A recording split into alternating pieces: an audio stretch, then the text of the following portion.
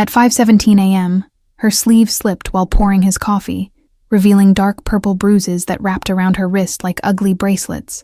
She quickly adjusted the fabric, eyes darting to see if he noticed, a practiced move that told him this wasn't the first time she'd hidden her pain. Samuel Donati sat alone in the corner booth of the Sunrise Diner, the same spot he'd claimed every Tuesday morning for the past 3 months since expanding his business to Newark. The waitress, her name tag read Alice, had caught his attention not by beauty, but by the careful way she moved, like someone anticipating pain. Outside the diner's windows, Newark was just waking up, streetlights still glowing against the pre-dawn darkness as early workers hurried past. Samuel watched Alice's reflection in the glass, noting how she flinched when the cook called her name too sharply, how her smile never quite reached her eyes. "More coffee, sir?" she asked, her voice soft as she approached his table again, pot held in hands that trembled slightly. He noticed the makeup poorly concealing a yellowing bruise near her temple, the way she held herself as though her ribs ached. At 6:02 a.m., the bell above the door jingled as a man in a security guard uniform entered, his eyes immediately finding Alice with a possessiveness that made Samuel's jaw tighten. The change in her was instant, spine stiffening, shoulders hunching, eyes down, a prey animal sensing a predator. "That's my girlfriend," the man announced unnecessarily to the nearly empty diner, walking over to wrap an arm around Alice's waist in a grip that looked painfully tight. "Getting off at 6:30, babe. I'll be waiting outside," he said, his friendly tone carrying an undercurrent that raised the hairs on Samuel's neck. After the man left, Alice moved between tables like a ghost, her earlier friendly demeanor replaced by mechanical efficiency. When she brought his check, Samuel left a $100 bill and his business card with a note. "If you ever need help, anytime." He watched her pick up the card with trembling fingers, confusion crossing her face before she quickly pocketed it, glancing around as if afraid of being seen. Samuel walked out into the growing dawn, phone already at his ear as he called his most trusted lieutenant. By 7:15 a.m., Samuel knew the security guard's name was Bradley Walsh, 26, with 2 prior domestic violence complaints dropped by previous girlfriends. He sat in his car across from the diner, watching as Alice emerged with Bradley's arm wrapped possessively around her shoulders. "Follow them," Samuel instructed his driver, settling back against the leather seat as they maintained a discreet distance behind Bradley's beat-up sedan. Something cold and familiar settled in his chest, a protective rage he hadn't felt since his sister's funeral 15 years ago. 3 blocks away, Bradley's car pulled up to a rundown apartment complex, where he half-dragged Alice inside a ground-floor unit. Through the partially open blinds, Samuel could see them arguing, Bradley's finger jabbing accusingly at her face as she backed away. By 7:43 a.m., Samuel had seen enough, directing his driver to return to his downtown high-rise, mind already calculating the precise steps needed to extract Alice from her cage. Unlike most of his business decisions, this wasn't about profit or territory. This was personal. Find everything about Bradley Walsh. Work schedule, bank accounts, criminal history, everything, Samuel instructed his team later that morning, leaning back in his leather chair as the skyline of Newark spread before him. "And I want surveillance on that apartment 24/7, starting now." At his mahogany desk, Samuel opened his laptop to research nearby women's shelters and legal resources for domestic violence victims. If Alice sought help on her own, he wanted to ensure a path was cleared. If not, he would create one for her. "Boss, why this girl?" asked his lieutenant, concern evident in his voice as he stood in the doorway of Samuel's office. "She's not connected to any of our business interests, and getting involved in domestic situations can get messy fast." Samuel remained silent for a moment, eyes distant as painful memories surfaced of finding his sister too late, after years of ignoring the signs. "Because 15 years ago, I failed someone I loved," he finally answered, voice hardening with resolve. "I won't make that mistake again." By nightfall, Samuel had positioned 2 of his most trusted men near Alice's apartment, with strict instructions to observe only, unless she was in immediate danger. He sat in his own car a block away, watching Bradley's shadow pace behind the blinds, a predator in a cage. Through binoculars, Samuel could see Alice moving cautiously around the apartment, keeping furniture between herself and Bradley as she prepared dinner. Even at this distance, her fear was palpable in the hunched set of her shoulders, the way she startled at his sudden movements. At 9:17 p.m., Bradley left the apartment, stumbling slightly as he headed toward a nearby bar. Samuel's men confirmed he'd been drinking heavily, his anger visibly building throughout the evening as he'd shouted at Alice repeatedly, though no physical violence had occurred yet. With Bradley gone, Samuel approached the apartment, his knock gentle but insistent. When Alice opened the door, chain still in place, her eyes widened in recognition, darting nervously over his shoulder, as if expecting to find Bradley returning. "I'm not here to hurt you," Samuel said softly, keeping his hands visible and his posture non-threatening. "I just wanted to make sure you're all right, and to let you know my offer of help is genuine, whenever you're ready." Alice's fingers trembled on the door chain, indecision and fear warring in her eyes. "He'll be back soon," she whispered, her voice barely audible. "If he sees you here, he'll think I'm—" She trailed off, unable to finish the thought. "I understand," Samuel replied, sliding a burner phone through the narrow opening. "My number is programmed in. One button, that's all you need to press day or night. My people are nearby and will reach you within minutes." The revelation that she was being watched sent a flash of panic across Alice's face, quickly followed by something that looked almost like hope. "Why would someone like you care what happens to me?" she asked, clutching the phone like a lifeline. "Because I've seen this story before, and I couldn't change the ending then," Samuel answered honestly, the rare admission feeling like gravel in his throat. "But I can now, if you'll let me."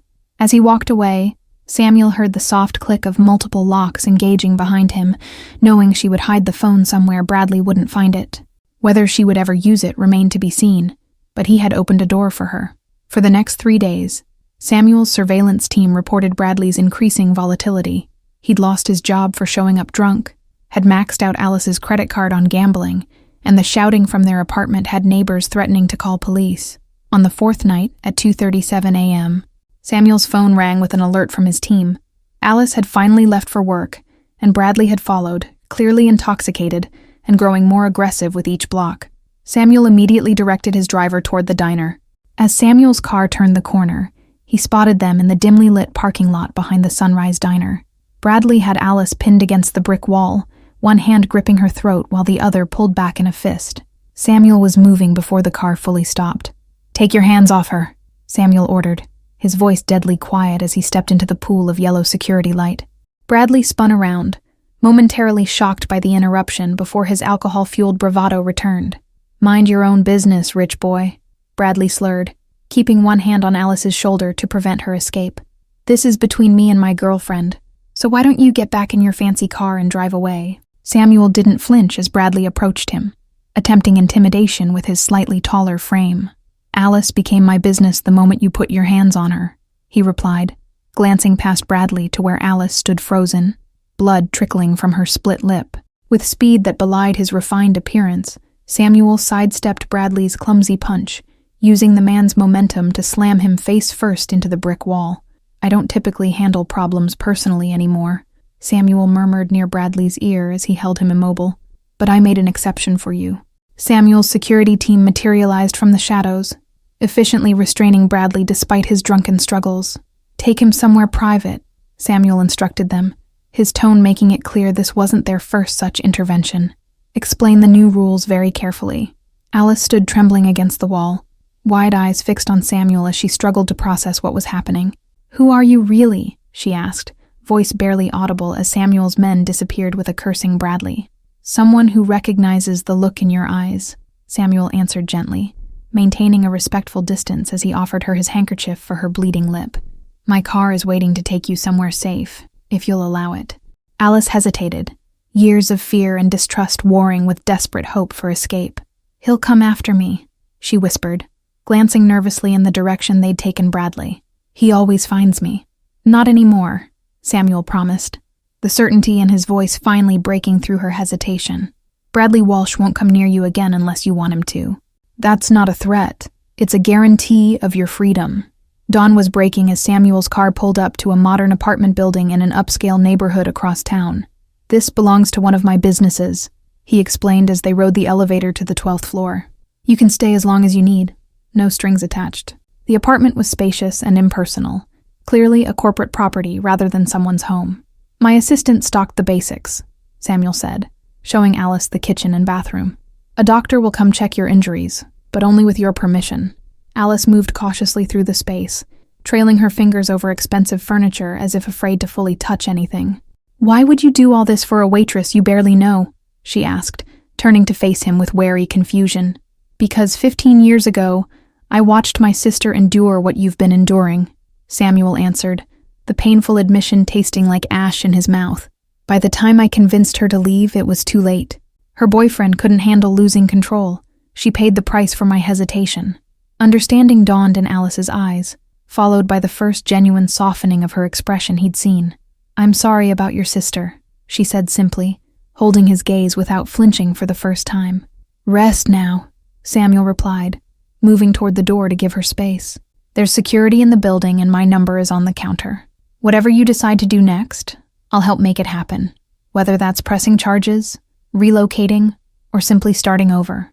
2 days passed with Alice barely leaving the apartment, jumping at every unexpected sound and checking the locks compulsively. Samuel had respected her space, only sending text messages to ensure she had everything she needed, while his security team maintained a discreet presence.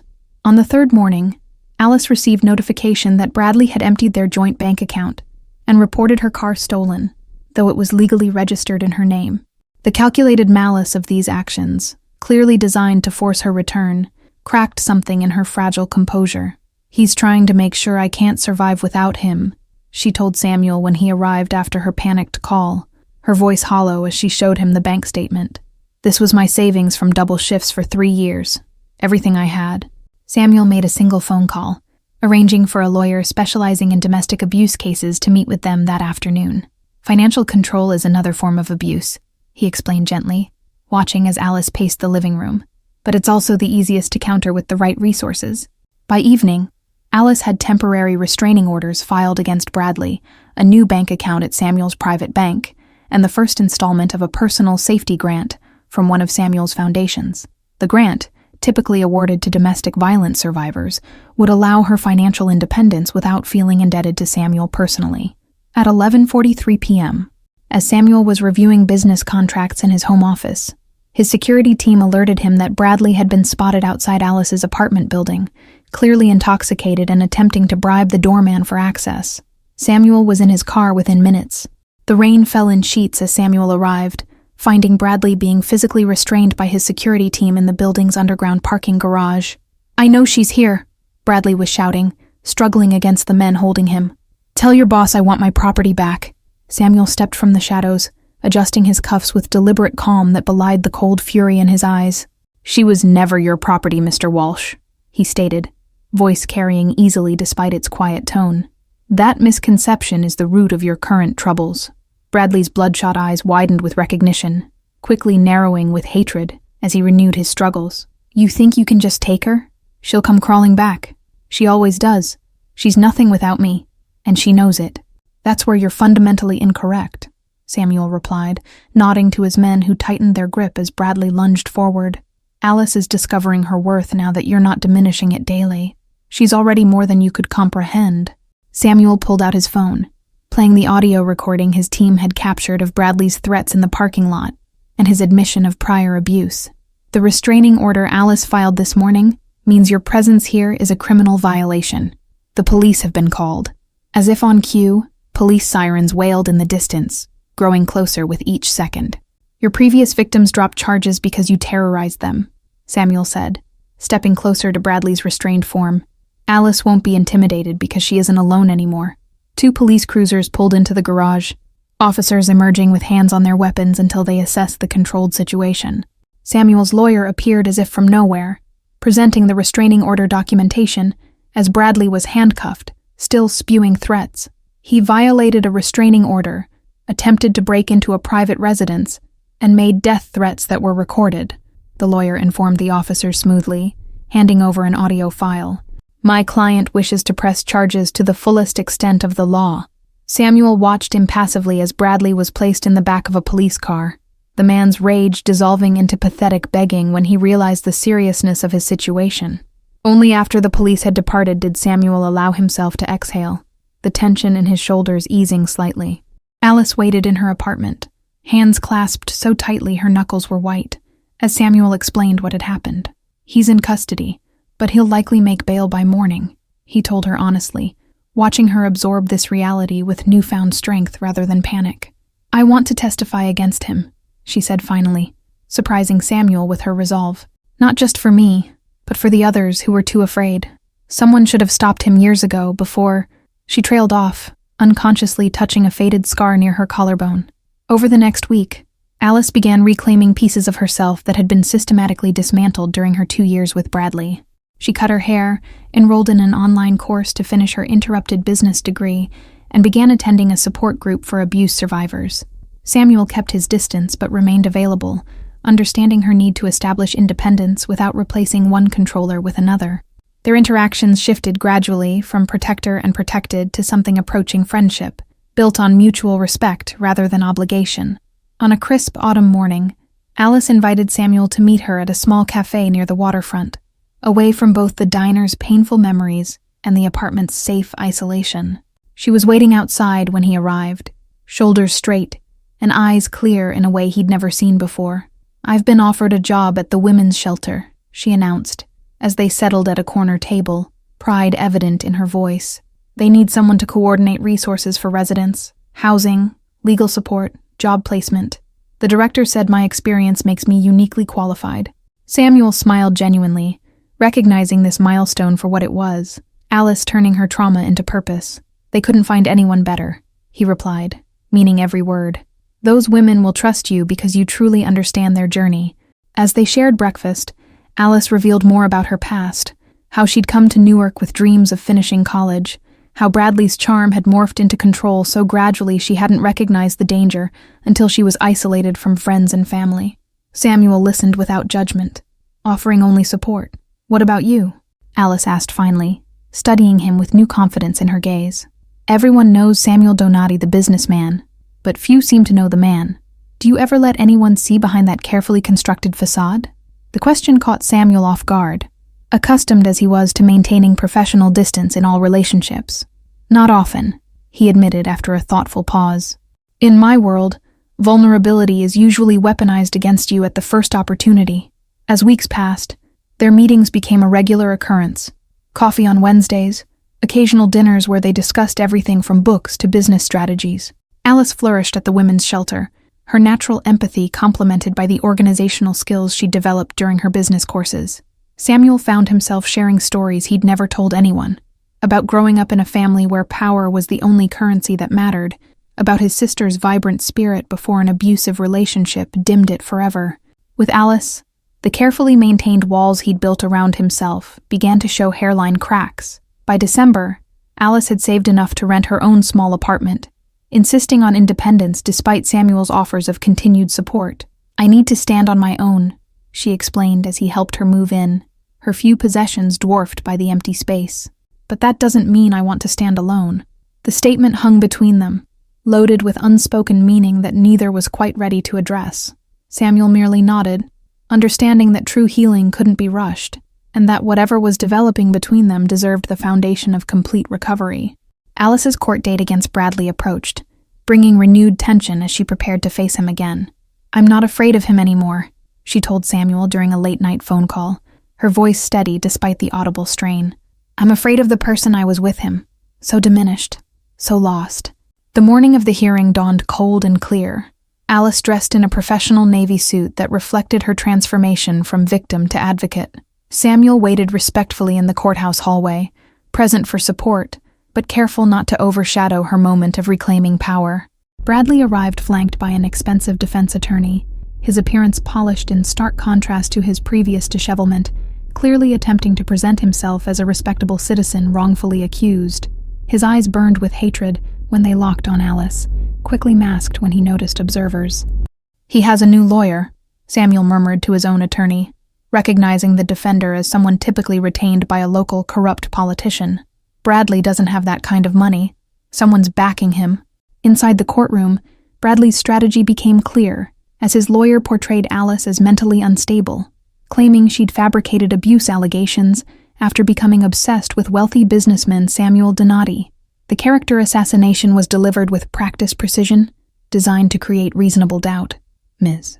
Reynolds has a history of making these exact accusations," Bradley's attorney claimed, producing statements from previous girlfriends recanting their domestic violence claims. She saw an opportunity to attach herself to Mr. Donati's fortune and reputation, manipulating his well-known charitable sympathies. Samuel watched Alice's hands tremble slightly before she clasped them tightly in her lap, her expression remaining composed despite the vicious attack on her character and integrity.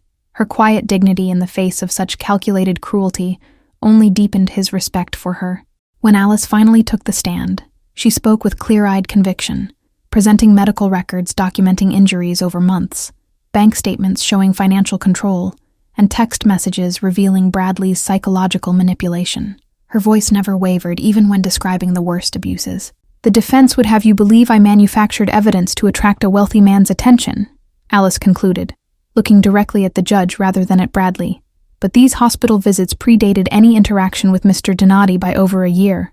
The pattern was established long before he entered the picture."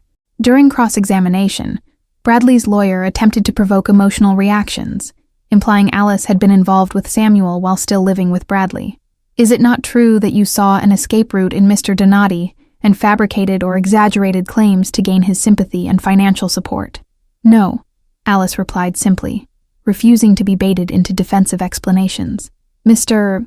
Donati offered help because he recognized abuse that others chose to ignore.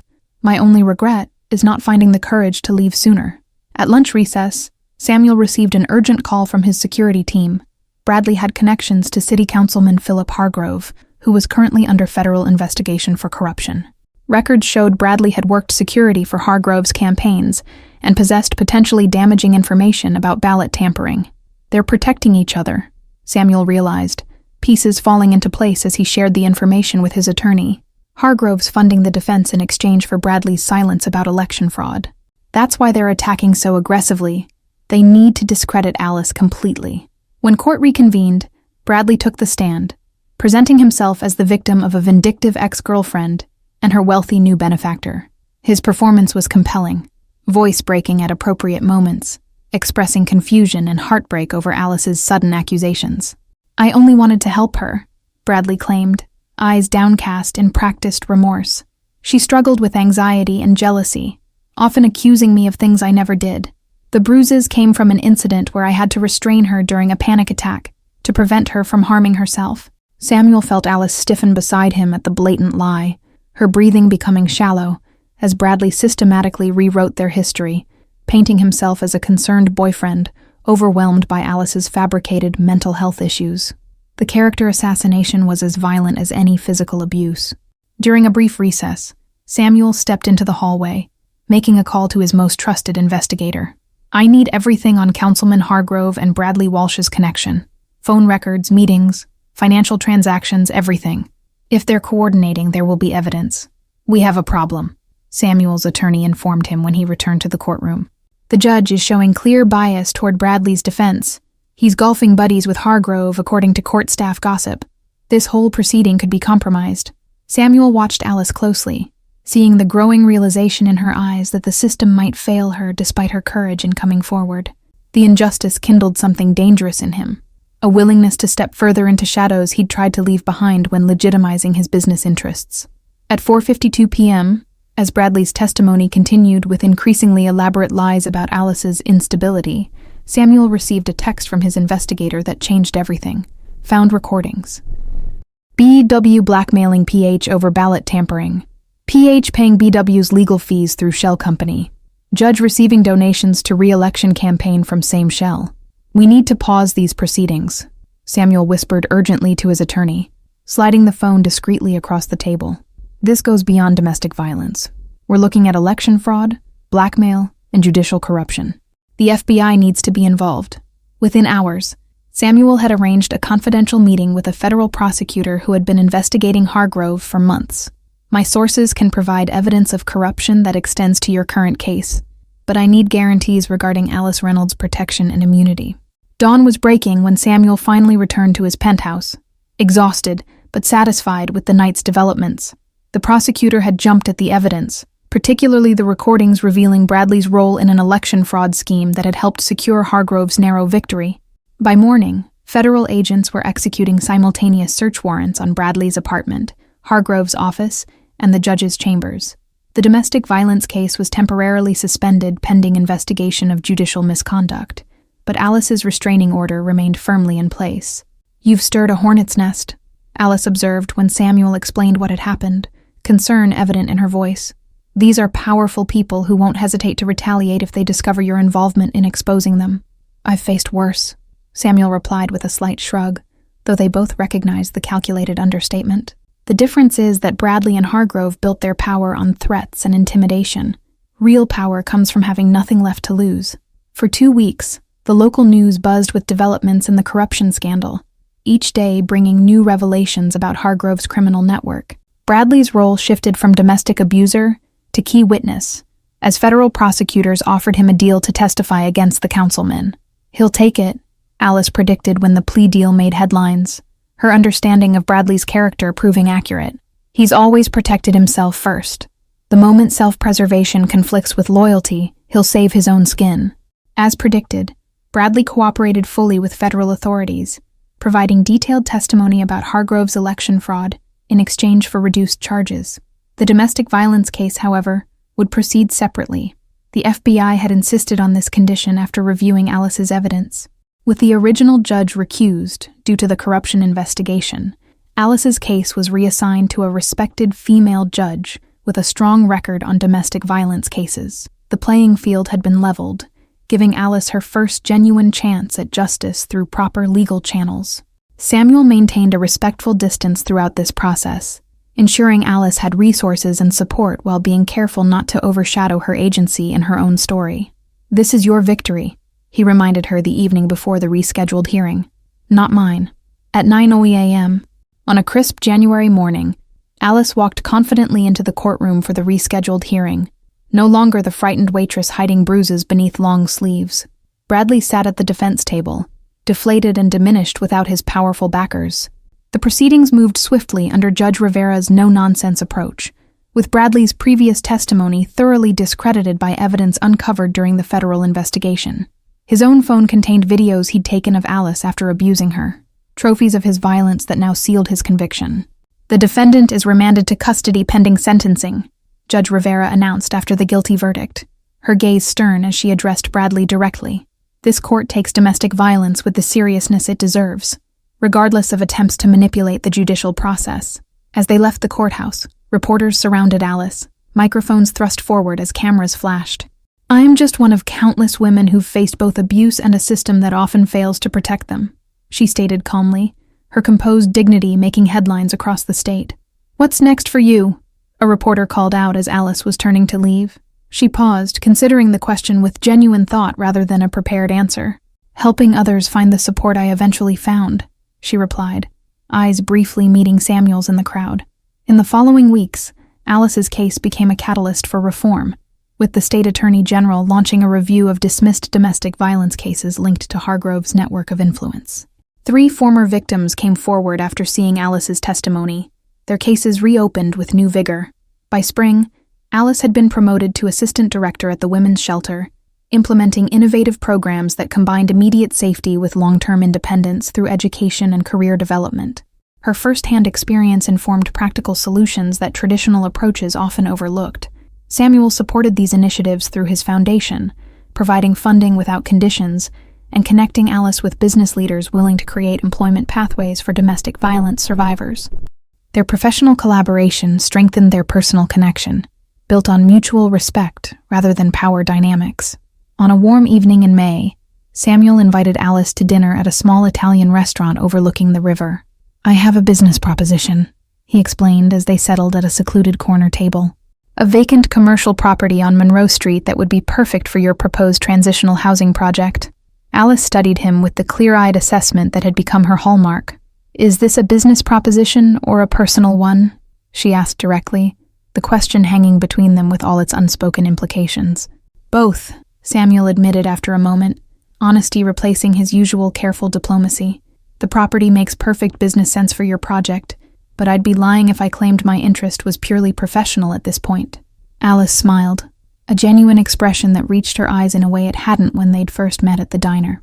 "I've been waiting for you to acknowledge that," she said simply. "I needed time to find myself before considering finding someone else." "And have you?" Samuel asked, the powerful businessman momentarily vulnerable as he waited for her answer. Found yourself, I mean. Alice reached across the table, her fingers lightly touching his, in a gesture more meaningful than any passionate embrace. I have, she confirmed, strength and certainty in her voice, enough to know what I want and what I don't, without fear clouding my judgment. Their relationship evolved naturally over the summer months, neither rushing toward definitions nor avoiding the growing connection between them. Samuel revealed more of himself, both the legitimate businessman and the shadows of his past, while Alice shared her dreams for the future she was building from the ashes of trauma. On a stormy September night, exactly 1 year after Alice had first used the burner phone to call for help, Samuel's security team reported an alarming development. Bradley had been released on parole after serving minimal time, his sentence reduced through technicalities and overcrowding concerns. He's been asking questions about you, Samuel informed Alice over an urgent late-night call. My sources say he's fixated on the idea that you're the reason his arrangement with Hargrove fell apart. He blames you for everything he's lost. Within hours, Samuel had increased security at Alice's apartment and the women's shelter where she worked, installing additional cameras and assigning plainclothes guards to monitor both locations. The protective measures were discreet but comprehensive, a shield against Bradley's unpredictable rage. 3 days passed without incident, the waiting creating a tension that thrummed beneath the surface of their everyday activities. Alice refused to hide or alter her routine, a decision Samuel respected despite his concerns. I won't let him make me a prisoner again, she explained simply. At 7:13 p.m. on a Friday evening, Alice was working late at the shelter when security cameras captured Bradley entering the building through a side door that a maintenance worker had left propped open. Samuel received the alert on his phone during a business dinner, immediately abandoning the meeting mid-sentence. Bradley moved through the shelter's hallways with disturbing familiarity, having clearly studied the layout beforehand. He carried no visible weapon, but his movements held the focused intensity of someone with violent intent, his expression flat and empty, in a way more frightening than rage. In her office, Alice was reviewing funding applications when the power suddenly cut out, emergency lights casting eerie shadows across the room. Years of hypervigilance from living with abuse had honed instincts that now screamed danger. She immediately pressed the silent alarm button installed beneath her desk. The shelter's security protocol activated instantly, automatically locking doors to separate sections of the building to protect residents. Alice remained calm, retrieving the self-defense spray from her desk drawer as she heard footsteps in the darkened hallway outside her office. Did you think I wouldn't find you? Bradley's voice drifted through the door, the false pleasantness more chilling than shouting would have been. Your boyfriend's money can't protect you from what you've done to me. You took everything, Alice. Now I'm returning the favor. Alice stood behind her desk, phone in hand as she maintained an open line to emergency services, documenting Bradley's threats. You lost everything because of your own actions, she responded, voice steady despite her racing heart. Just like you taught me there are consequences for disobedience, now you're facing consequences for your crimes. The door handle rattled as Bradley attempted to force entry, finding it locked against him. Always hiding behind locked doors now, he taunted, voice hardening with frustration. The Alice I knew was too weak to stand alone. Without your rich protector, what are you really? I'm the woman who survived you, Alice replied, genuine strength replacing the defensive posture of victimhood. I'm the woman who helped put you in prison, who helped other women escape men like you, who rebuilt everything you tried to destroy. I don't need to hide anymore, Bradley. In the distance, sirens wailed as police responded to the shelter's alarm, the sound triggering a shift in Bradley's demeanor from calculated to desperate. The pounding on the door intensified, wood splintering under the assault of what sounded like a fire extinguisher from the hallway. Alice gripped her desk, memories flashing of the first time Bradley had broken down a door to get to her, how she'd cowered in the bathroom corner, praying for rescue that never came. This time was different. She stood tall, eyes fixed on the weakening door, mind clear and focused on the self-defense techniques she'd mastered over months of training. Through the shelter's security feed on her phone, Alice glimpsed Samuel arriving at the building, his normally composed features hardened with determination as he coordinated with police. Their connection had grown from rescuer and victim into something balanced and healing, a partnership that had helped them both confront buried wounds. You should have stayed gone, Bradley, Alice called out, her voice steady as she positioned herself strategically in the room. Every minute you spend trying to control me again is another year in prison. The police have everything recorded, and this time there's no corrupt councilman to save you. As the door began to give way, Samuel arrived at the shelter's rear entrance, having broken every speed limit to reach Alice. Security cameras showed him what the police couldn't yet see. Bradley had wedged the fire extinguisher to break down the door while he positioned himself to ambush responding officers at the main entrance. He's creating a diversion, Samuel realized, redirecting the approaching police through his security team's radio link. He wants them focused on the front while he escapes through the service exit with Alice. The calculated nature of the plan confirmed this was no impulsive revenge attack, but a carefully orchestrated abduction attempt. Just as Bradley finally broke through Alice's office door, the emergency sprinkler system activated, triggered by Samuel's override of the building's security protocols. The sudden deluge disoriented Bradley long enough for Alice to deploy her defense spray, temporarily blinding him as she moved past toward the exit. Bradley recovered quickly, lunging blindly and catching Alice's arm in a painfully familiar grip that instantly transported her back to years of abuse. For a critical moment, old conditioning threatened to paralyze her with remembered terror. Then something shifted, a final piece of healing clicking into place. With precise movements from her self-defense training, Alice broke Bradley's grip and created distance, no longer the helpless victim he expected to find. "You have no power over me anymore," she stated clearly, backing toward the exit as police officers swarmed the hallway, weapons drawn. As Bradley was handcuffed and led away, the charges now including breaking parole, breaking and entering, attempted kidnapping, and violating a restraining order, Alice stood in the rain-soaked parking lot, watching with clear eyes. Samuel approached cautiously, respecting her space in this moment of final confrontation with her past.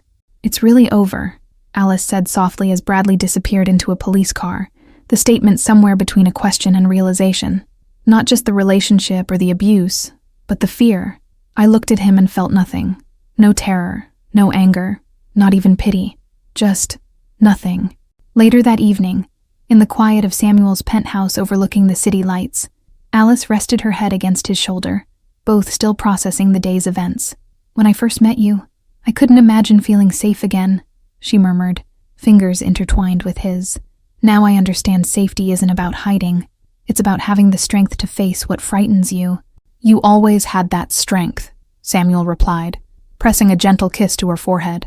"You just needed time to remember it." In the comfortable silence that followed, both recognized how far they'd come. Alice from a trapped victim to a powerful advocate, Samuel from a lonely protector to a true partner. 2 weeks later, Bradley was sentenced to 15 years without parole, the judge citing his calculated stalking and attempted abduction as evidence of ongoing danger to Alice and potentially other women. The system that had once failed Alice now delivered the justice she deserved, closing the final chapter of her past. At the grand opening of the Transitional Housing Center on Monroe Street, Alice stood confidently at the podium, her voice carrying across the crowd of supporters, donors, and most importantly, women who would benefit from the safe haven she had created from her own painful experience. Thank you all for following this story. If you enjoyed it, please write in the comments where you're watching from, and don't forget to like, subscribe, and share this video, as your support is essential for me to continue creating content here.